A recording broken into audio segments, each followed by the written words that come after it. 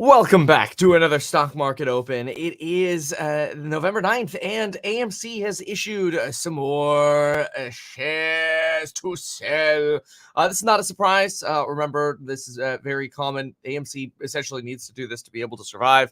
And AMC just this morning announced the $350 million plan to sell more shares. So that is leading AMC to plummet. At the same time, BTC is skyrocketing in anticipation of the Bitcoin ETF. But there's a lot going on with BTC. Probably create a separate video for that. So stay tuned for that. As far as the 350 mil stock offering on AMC. It's worth looking at. We can briefly take a peek at their investor relations page. The stock at the moment as well is sitting down about 19. This is next to Bill.com, down about 13% in pre-market as they look to acquire Melio for quite a bit in a cash and stock transaction. Regarding AMC, though, we have, let's see here, we're going to look at their Q3 results, and we have those that were reported yesterday. And I'm trying to get, where is it here? Hold on. Let's see here. Today reported results. I would like to have them. There it is. Okay, good. So I've got the earnings release. We've got, everybody's kind of looking to see what's happening with the T-Swizzle. We are up year over year. $1.4 billion of revenue for the 3 months ended September 30th. Their comments about Taylor Swift, love Taylor Swift, by the way. Looking ahead to the fourth quarter, we could not be more pleased by the success of our first ever theatrical movie release, Taylor Swift The Eras Tour, followed by Renaissance, a film by Beyonce. Honestly, these are the ways that movie theaters can survive is you start coming up with a new kind of product that just hasn't been done before at a movie theater, and this is it, a direct theatrical movie release. So congratulations to AMC for that. However, of course, they still need some more money. And when we look at, let's see if we have a balance sheet from them. And let's see here, going through their press release. Oftentimes they don't give you everything too easily in their press release compared to their actual 10Q. But I do have their, let's see, revenues here. Total international US 1.4. US basically broke $1 billion itself. The problem is the OPEX in the US is almost $1 billion. So your gross profit in the US alone is about $76 million. Not bad though. And if you combine that with the international, you made about $13 million in the last quarter at AMC. It is the first time I've seen AMC actually profitable in a while. Let's see here. Yeah, if we look at the quarter ended last year, we were certainly negative. But again, raising $350 million, leading to some pain in the stock today. If we go, we don't have the 10Q out just yet, as I'd like their balance sheet, but we do not have that yet. Probably because they want to prop it up by about 350 millis. So anyway, when the 10Q comes out, we'll be able to go through that. But in the meantime, we've got the stock down about 19% here. Looking at some data that came out, we've got the University of Michigan sentiment report coming out tomorrow at 7 a.m. California time. And then today we had initial jobless claims. Got about 217,000 initial claims. The survey was calling for 218 here. No massive spike in either direction. As far as China, yesterday evening, we did get China's CPI numbers. China is essentially expected to start exporting deflation.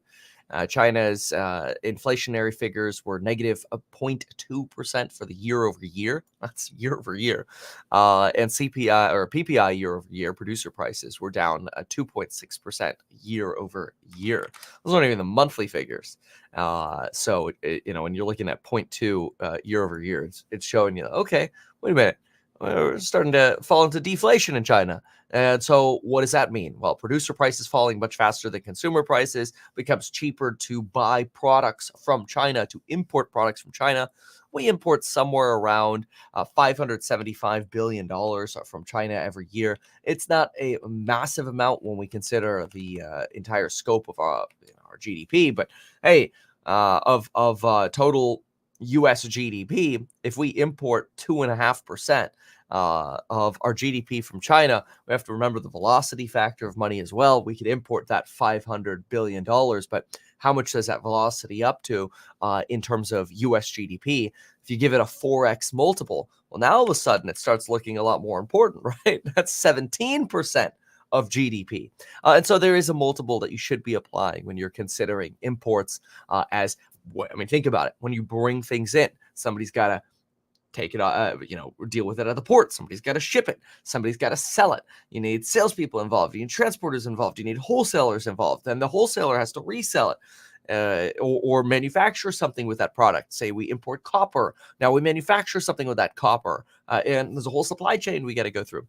So a lot of things to consider, but when we think about our largest trading partner here, China, they are definitely a chunk of our GDP. And so when we get lower PPI producer prices in China, what we're really doing is we're making it cheaper for Americans to buy goods and services from China, which is great. Again, this is what we want to see. We want to see lower prices. If we go and look at something like copper, for example, copper, though, it's still, we've been around these levels in 2012 and 2018. We're nicely off some of the crazy highs where we were. We're sitting somewhere around 465 per pound. Now we're sitting about 363. So we're down about 22-ish%, but we're certainly nowhere near the levels we were in 2018, which was down basically another 30% from where we are now. You're seeing a similar thing happening with iron, as well as slow cooling, as well as even lithium. Lithium prices throughout the international community have started rolling over. It's just going to take a little bit more time to get back to normalization, which is one place you would actually expect to see disinflation just turn straight into deflation, where prices are actually lower or at about the same levels as to where they were before all of the money printing. I mean, consider lithium for a moment ran all the way up to 56. 500. Let me read this correctly. Okay, this is measured in. That's why. Lithium carbonate prices priced in China right now. So these are going to be in yuan, priced at about at peak at almost 600,000 Chinese yuan per ton, now down to about 153,000. So if you think about that, that's a massive plummet of almost we got here 153 divided by 600. Yeah, I mean, we're looking at like a 74% drop in Chinese lithium pricing, almost actually in line with some of the numbers we saw before COVID. Really interesting. Let's go ahead and get the bell. Use other people, but remember, there was a moment when NVIDIA was trying to buy ARM. Now, I am not being critical about the notion that there could be a huge amount of business.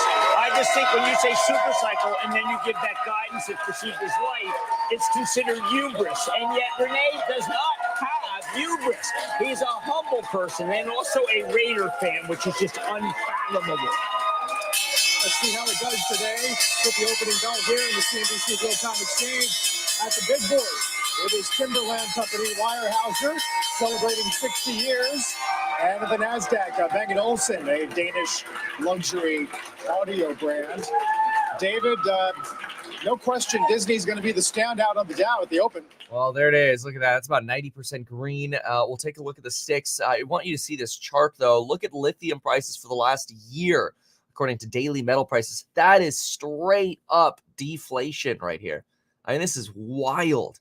A massive plummet in lithium prices, especially as it's substantially harder, obviously, to sell electric vehicles in such an environment.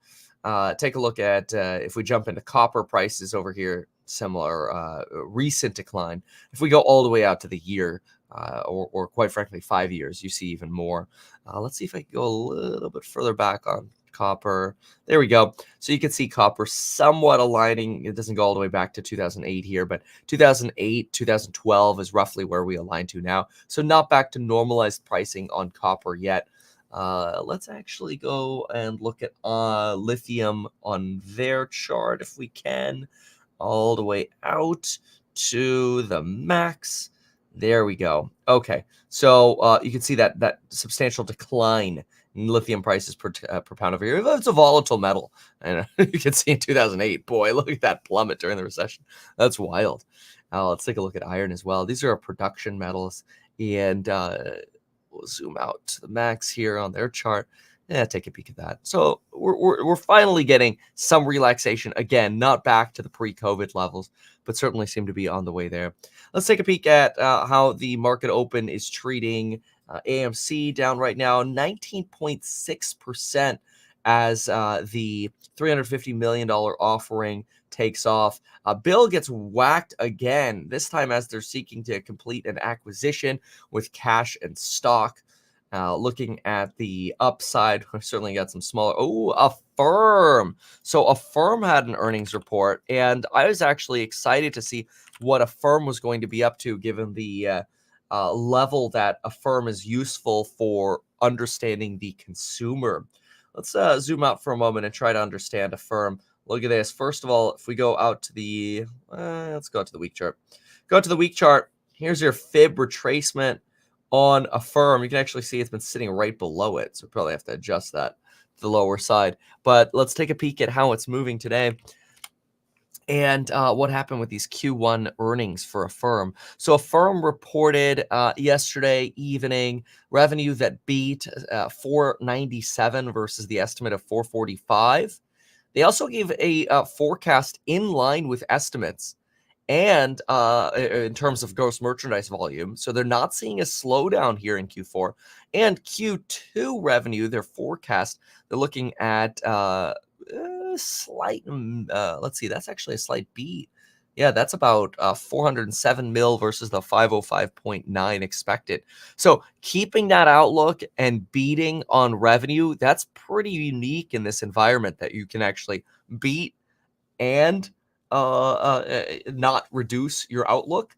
And so for a consumer style stock, this is fantastic. We like to see that. Hey, you know what? If you want to use BNPL, you know, you can BNPL. Noob vs. Pro courses price is going up Friday. Had to mention it. Had to do it. But there's some amazing courses. Just go to meetkevin.com, see them. There's a whole list of them. They're very inexpensive. They're crash courses. They're going to be amazing, though. Very deep in value. And they're on pre-sale right now. Courses are expected to be twice the price within about the next 30 days as the content starts coming out. BTC up 5.5%. The window to approve the spot ETFs is open now. We expect that they could be approved anytime between now and the beginning of January. We get about a nice little window here where they can be approved. And Bloomberg Intelligence thinks there's about a 90% chance the Bitcoin spot ETFs will be approved. That'll be a pretty game changer. Mostly because then you could also get other institutions that can more easily get their hands on cryptocurrencies. Here is Disney up 5.4%. Makes you wonder if this death trend that Disney has been on is over. Look at this. You can kind of see this converging death trend over here. Doesn't look anywhere near as bad as what a stock like Enphase has seen, which still hasn't confirmed that it's certainly at a bottom here, but it feels that way. Jump on over to Tesla. Tesla down about 1.75% on a day where the Nasdaq's green here.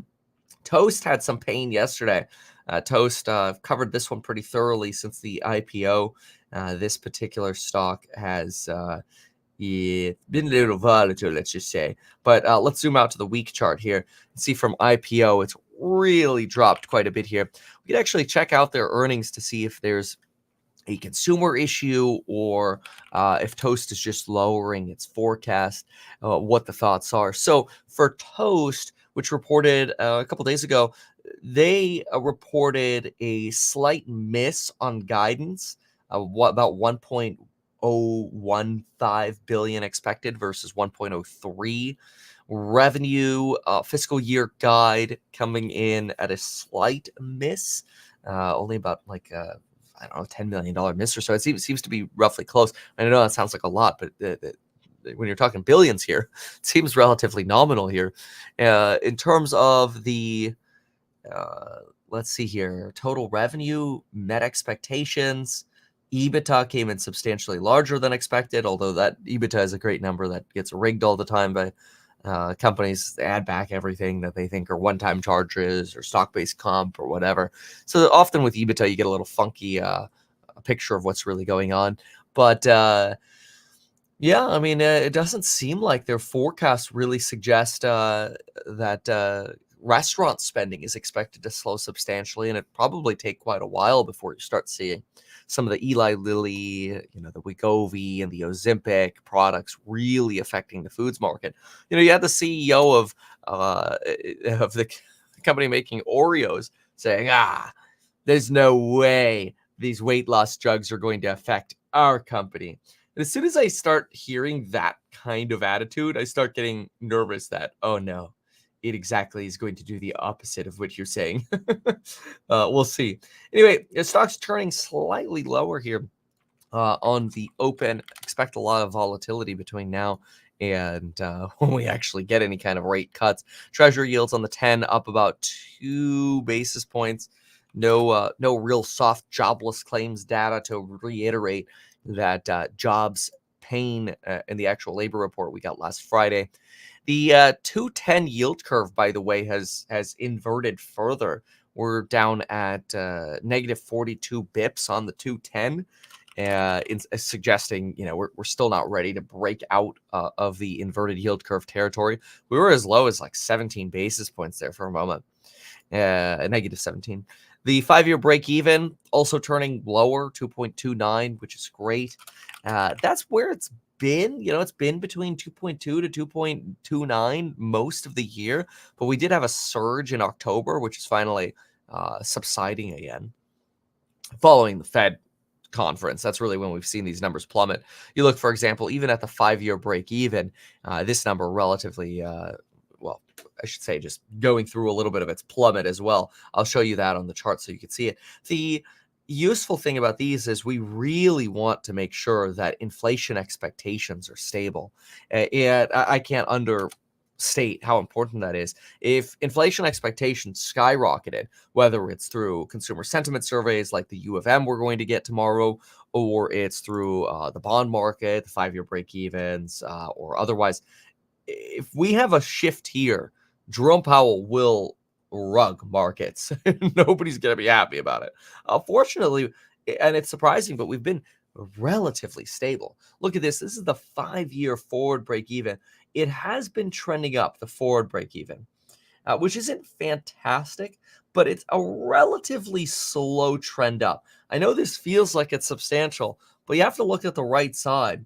We've gone from a low here of maybe 2.05 to 2.35. So we're really fluctuating to the tune of about 30 basis points, which makes this seem pretty dramatic, this move.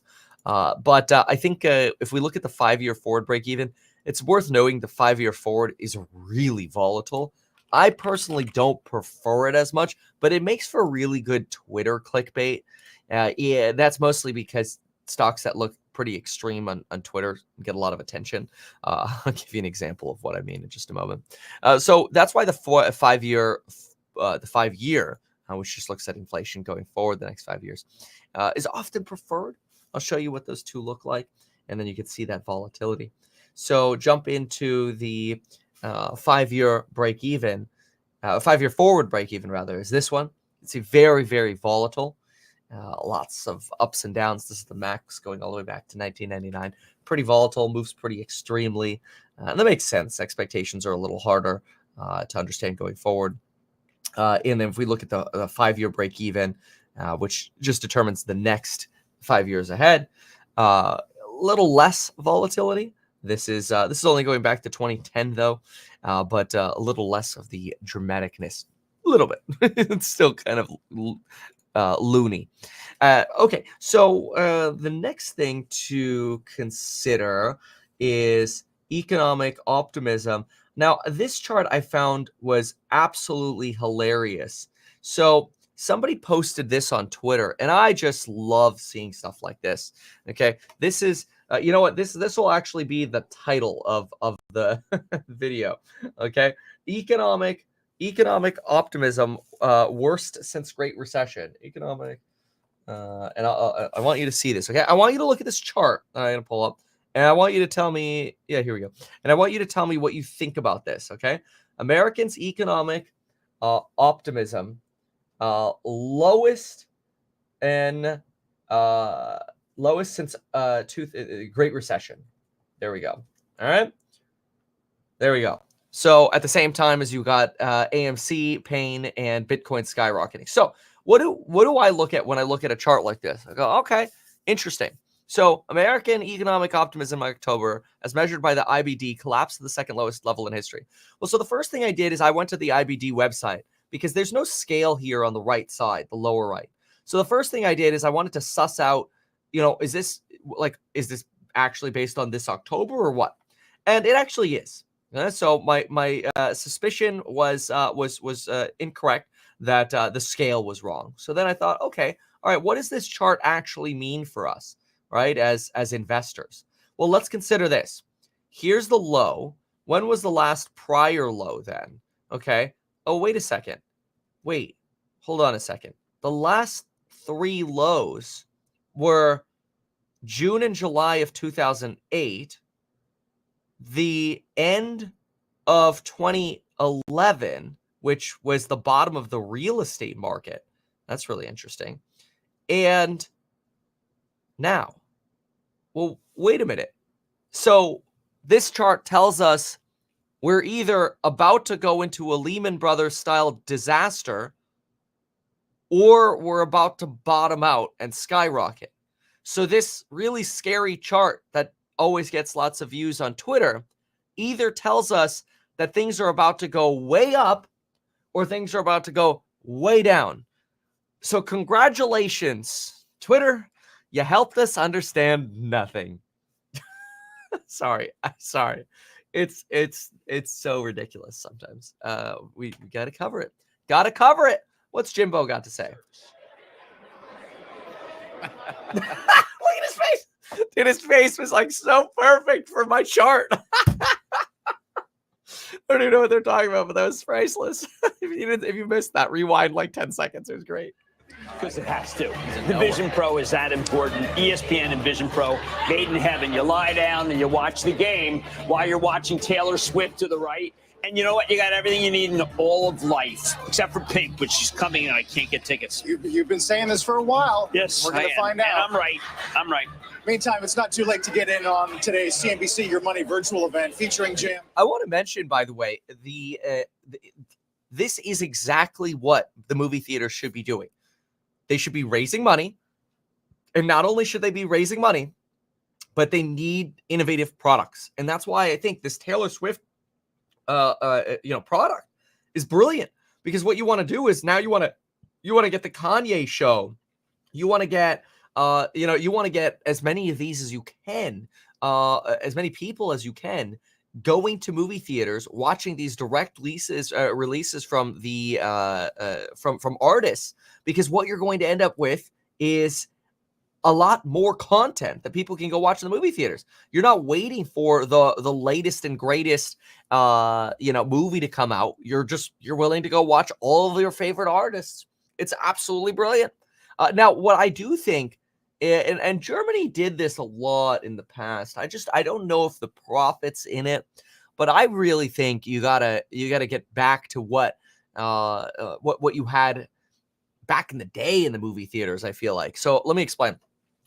In Germany, my family, they ran movie theaters, and they put these little terminals up back in like the 90s. And if you wanted more popcorn, you'd press a button and they'd come deliver you popcorn, and they'd charge it. You'd pay out when you left at the end. It's like, okay, you ordered all this, and it's kind of like paying at a restaurant, except it's more like a breakfast diner where you bring your little receipt to the front and you pay out for all the stuff you ordered. But you push a button and they just quietly sneak in and they hand it to you. They're not trying to get you to transact right there. It's just like, here, take it, and then obviously we'll charge you when you leave. That was so great, because then you didn't have to leave to get more concessions. It's a way to make your company more profitable because you're providing more value.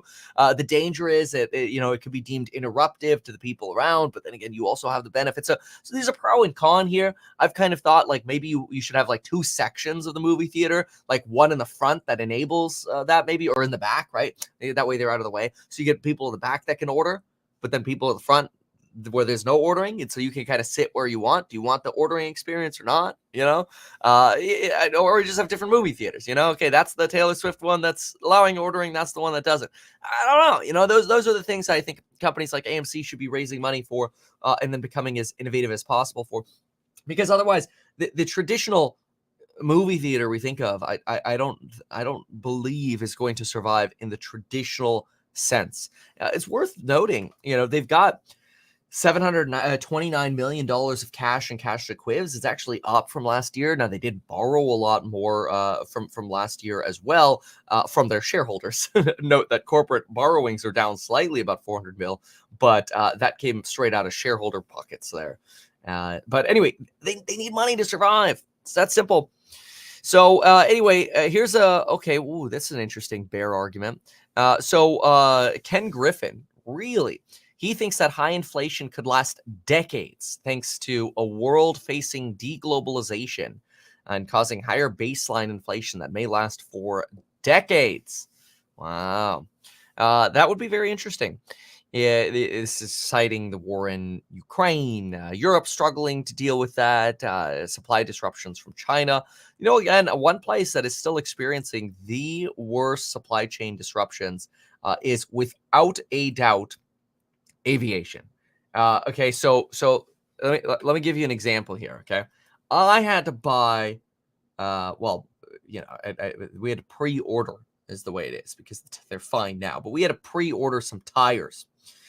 We had to pre-order tires for El Plano, and they will not deliver us. Usually, you can get these in like 6 weeks, but these, hold on one sec. These Goodyear tires are not available now until March. So now everybody's running around trying to get used tires for planes, and it's like every single part of aviation is struggling with supply chain still. Most of it is because of post-COVID. More people are flying. More of the plane rental companies are buying planes. They're waiting years to get their hands on planes. It's insane. Like, there's no deflation or even disinflation in aviation yet. It's nutty. But look at this. These are $1,800 tires. And like, if you want to buy a tire right now, I found a wholesaler who will sell them to you for $7,500 if you're desperate. And I'm like, yeah, no, we're not. We have time. But anyway, it's crazy. That's how you're still getting inflation in certain sectors. So the only places I've seen this kind of stuff are ski resorts, NVIDIA chips, the H100s, and aviation. Those are the three places just getting reamed by inflation. Otherwise, everything else feels like it's slipping down, whether it's clothing, whether it's manufacturing in China, it's cars, it's solar panels. It doesn't matter. Everything else, prices are just plummeting for everything else. But aviation is a complete disaster. Let's see here. Okay, good. So that's interesting, though. Ken Griffin suggests this. Ken is a big fan of trying to make bets on China. And so, I'm always trying to look at what people's biases are. And they're a hedge fund as well. So they do substantial trading. Wouldn't be surprised if they're still short treasuries. Now, go tell everybody, pull a Bill Ackman. Come on, Ken. If Bill Ackman can do it, you could do it too. Yeah, it's just absolutely nuts. Okay, let's take a peek over here. Who are we over here? Formula One? Distribution of Formula One here domestically. Where we've seen a stable market and an attractive partner, for example, in the UK, we've done a longer deal, and in certain markets. But where we see the growth we've experienced in the US and the opportunity, we think we'll be able to capitalize on that relatively quickly. And the next TV contract, the next broadcast contract, whichever form it takes, will be better because of the growth we've had. Move on quickly. There we go. People are pretty excited about Disney potentially being in the bottoming out process. Let's take a look. Well, it feels like everything's like in a bottoming process. Yeah, look at that. Disney's up 6% today. And look at just Disney's stock performance here. This is insane. You're literally right now paying close to COVID prices for Disney. Nuts.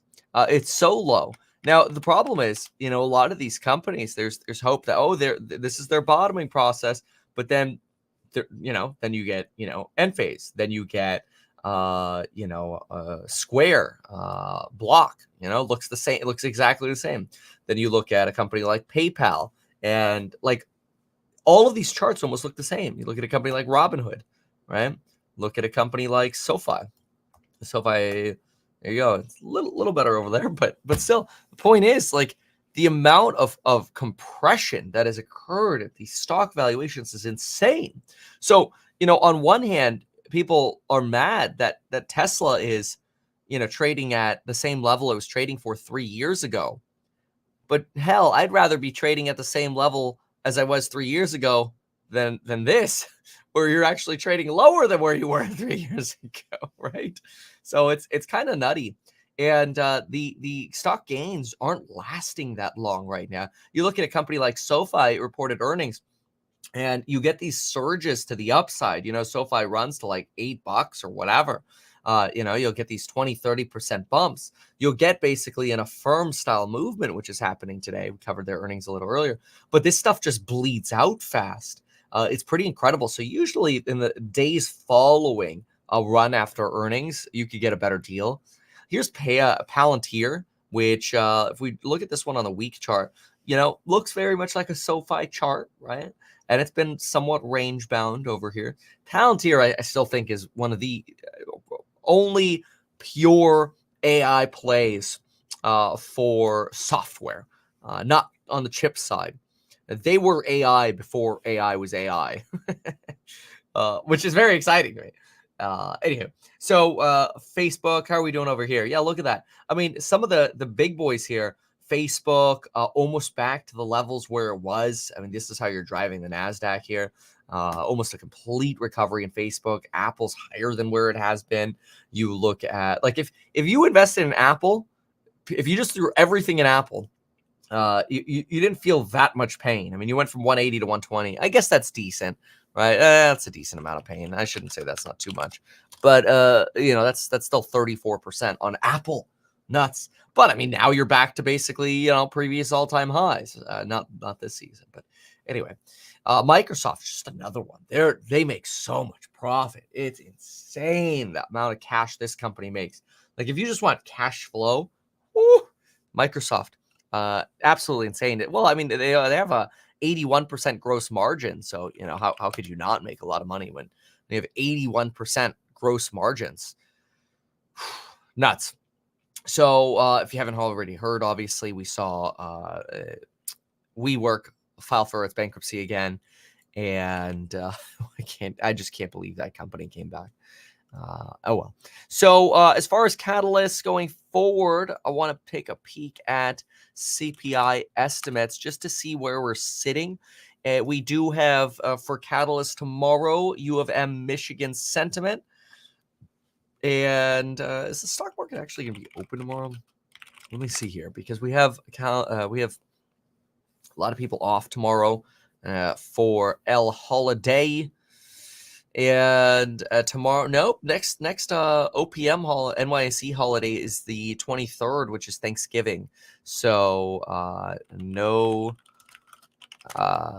holiday for stocks tomorrow. That is going to be the observation of Veterans Day, which actually falls on Saturday this year.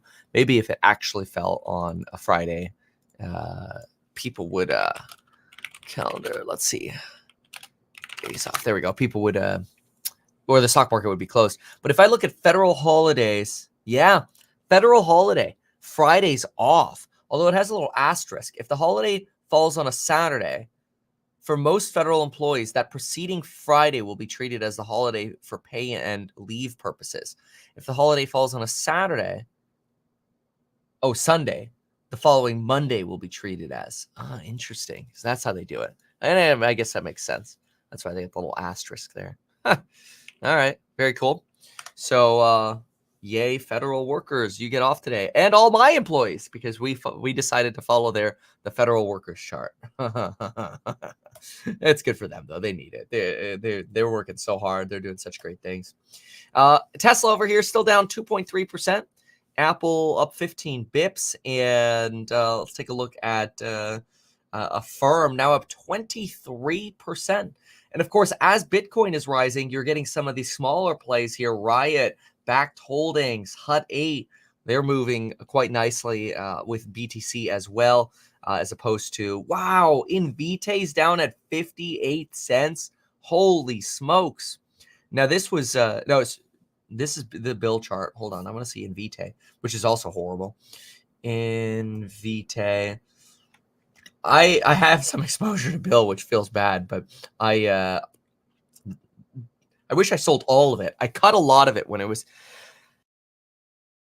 much higher because I didn't want that much exposure to the SaaS biz, and so I cut a chunk of it, and I'm glad I did because I feel like it financed some of this down we're seeing. Here's Invitae, boy.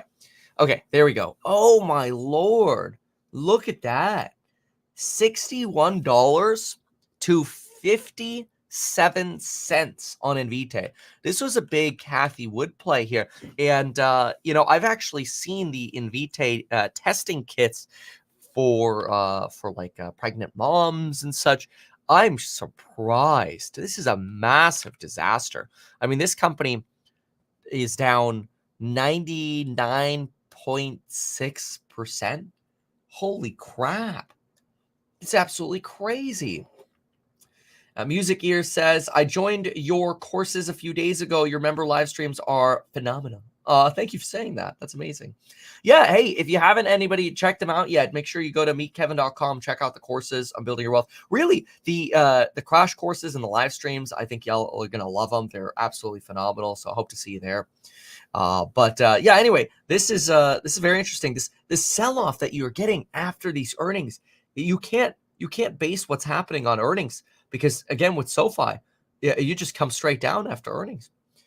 This is the week chart, by the way, so we're going back a little bit further. But even over here, I mean, you're back at the 690 range. That's very difficult for the stocks to keep it up at the moment. Okay, let's see what we. You know what I'm going to do is I want to look at the Invitae. Like I have a hard time believing it's that bad. 99.6%. Jeez Lord. Okay, so we'll do a quick look, and then we'll be going to the course member live stream right after this. We'll do a quick look at their 10Q on Invitae, which I guess I should quickly schedule the course live. Course live 11/9. Oh, good Lord. Hold on one sec. Hello, this is Kevin. Hey, what's up? Yeah.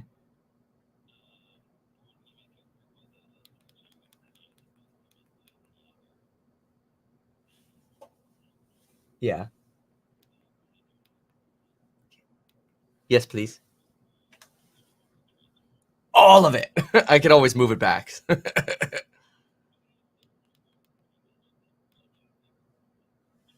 Perfect.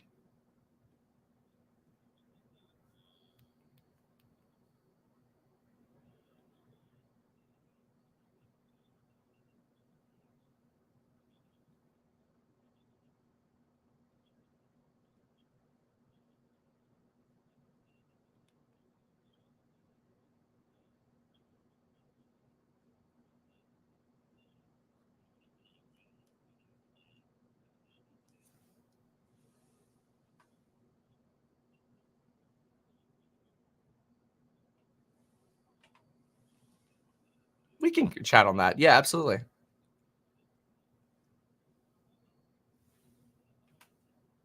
Welcome to another hour of Squawk on the Street. I'm Carl Kingston here with Leslie Picker here at Post 9 of the New York Stock Exchange.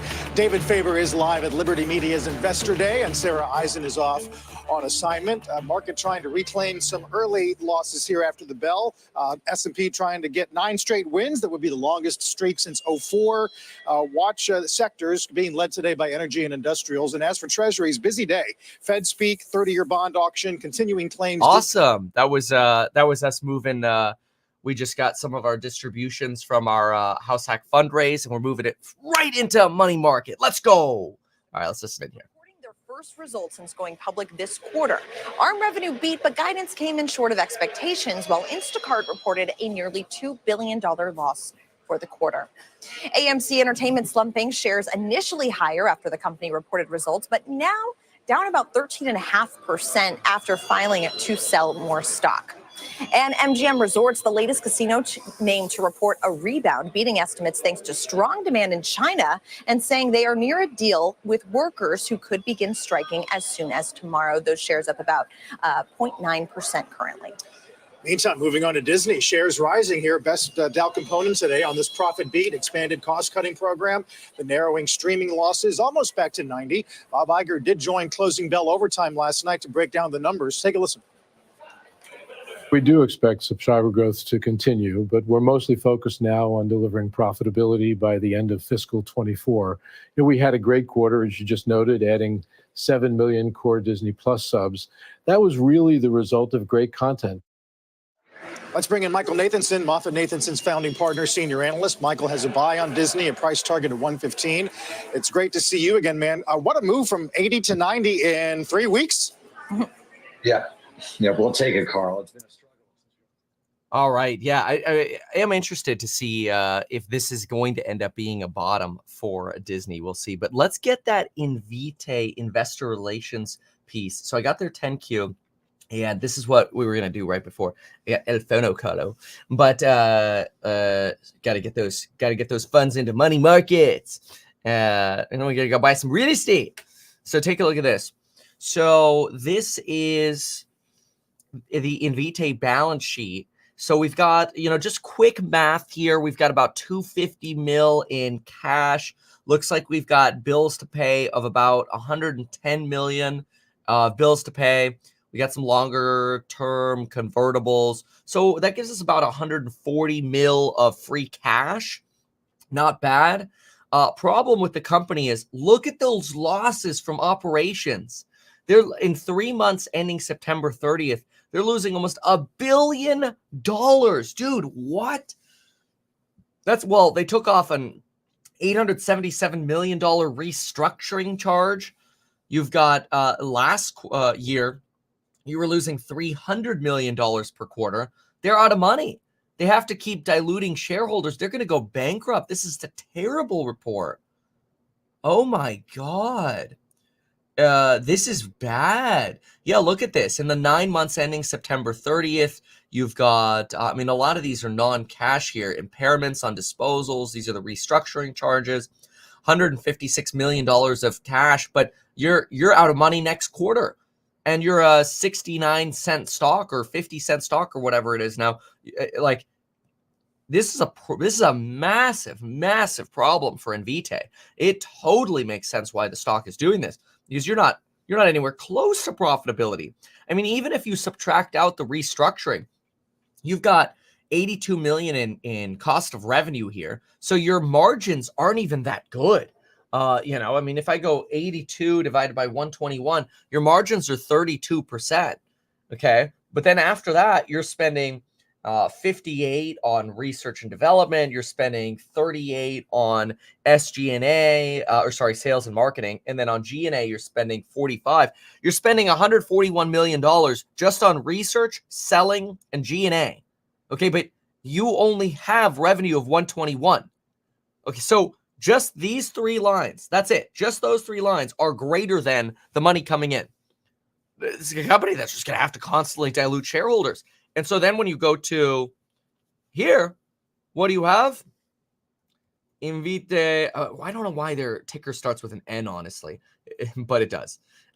You have a company that's, you're at 57 cents. They're down 17% on the day. Holy crap, though. Look at that. $61. That's 99.4% there. Again, it makes sense. You just have to dilute shareholders so much. Tesla being down 2.7%. It defies logic that, to some extent, Tesla is flat 3 years now in a row, basically, inclusive of all the splits and everything, just because of the amount of innovation that's come from Tesla in the last 3 years. But it's still better than being down 80% in the last 3 years. So I guess that's sort of like one of those pick your poisons. And it kind of makes sense that it's not like the Apple or the Microsoft yet, because you're not at that age yet. You're still newer, right? Otherwise it'd be like an Apple, Microsoft, probably at all-time highs. But that's okay. I think that'll be, some of the temporary pain that you kind of have to get through. Okay, so Nvidia, look at Nvidia, by the way. Nvidia fell all the way to about $400 just the other day. It was at like 396. It's basically gone all the way back up to about 480. This is crazy. 476. I mean, this is a really hard stock for people to dump and not get back into. So this is a stock. I mean, really, if you want exposure to the greatest of chip manufacturing, you have to have exposure here. So like the way I'm personally doing some structuring is I have a lot of exposure to chips. So that's going to be like your NVIDIA, ASML, TSMC, and AMD, and Intel. Intel is like the redheaded stepchild. I think they're going to do so great on manufacturing. So you build a portfolio with that chunk, okay? And then you put in the interest rate sensitive junk, like the Tesla and the Enphase. I know you might be thinking like that, or just don't put those in. But I look at this as now you have a base that we know all of these are the best in class of various different positions. And as rates come down, artificial intelligence spending keeps booming. I think performance over the next year or two, or even 3 or 4 years, could be phenomenal. I mean, obviously, no guarantees. Nobody knows. It's like, or a Chinese company is going to make better EVs and solar inverters and chips and bankrupt all of these companies, right? But I'm just being transparent about the way that I'm personally positioning. I realize the weight of interest rates is a really big pain, especially to a company like Tesla. And I think that's why, 3.3%, you get a Kenny G coming out going, oh, we're going to have inflation that's higher for decades or whatever. That makes for a little oopsie doopsies. So that'll be that'll be something the stock market has to evaluate. And I think the Fed terminal rate hasn't been moving up much here. We'll look at the Fed term rate. Fed term rate right now, we're getting it to load here. Fed term rate, 5.35. We are done. The market is pricing in 0 more rate hikes. There's like a chance. There's this 15 to 20% chance. It's really going to come down to those CPI reads. CPI, by the way, does come out next week. Pretty excited about that. Let's go grab it quickly. CPI month over month survey says 0.1, core 0.3. So we'll see what happens here with CPI, but that is next week along with retail sales and PPI. So next week will be a pretty busy week with data. So that'll be fascinating. We'll take a peek at that. Again, this Friday, new Burst Pro courses will be going up. It'll be last chance to get in under $100. It's a really good deal for the new Burst Pro. You could also BNPL if you really wanted to. But those will be coming out towards the end of November, beginning of December. So pretty stoked on bringing those to y'all. There's some really great courses on either real estate or stocks or entrepreneurship, building businesses, sales, whatever. There's something there for you. And there's a lot, like the best time, in my opinion, to build and get educated is a painful time like this. Bostic coming out suggesting that the market is sufficiently restrictive. And I think our policy is restrictive, likely sufficiently restrictive, but I think we're going to have bumps along the way, Bostic said. All right. The ARM IPO has been getting sold off mostly today after their first earnings after their IPO. I was pretty bearish when they IPO'd. They have very, very little of their float available for sale. They've got some massive lockups coming out. If you want to go deep on the ARM IPO and why I'm not the biggest fan of investing in ARM versus some of the actual chip manufacturers, I made a complete video with my detailed opinion on it. Just type into YouTube, Meet Kevin ARM IPO, and you should see it. It's long, but if you're interested in ARM, I would say it's the video that gives you substantial detail. It's 39 minutes long. I called it here it is, the largest AI IPO ever, the ARM IPO. You've been warned. It was my title. So anyway, all right. Very well. Well, congratulations, by the way, to the crypto community. Some amazing runs here. 6% on BTC, 37.8 here as we're awaiting that Bitcoin approval. Boy, I want to see the moves in BTC and BTC underlying stocks when these actual approvals come through. We'll do a detailed crypto video a little bit later. And I think for now, we're going to head on over to the course member live stream. So thank you so very much for being here. I'll be in the course member live stream in about 19 minutes after I get some more coffee. And we'll see y'all soon. Thank you so much for being here. Love y'all. Go to meetkevin.com for the Noobers Pro courses. We'll see you in the next one. I think I have a jingle now here. Hold on. Oh, hold on. Yeah, that's it. Okay.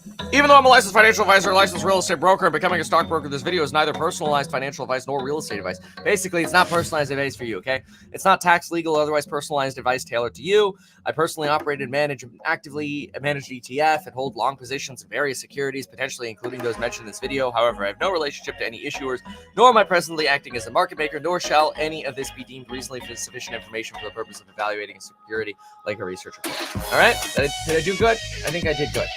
I love you. I'll see you later.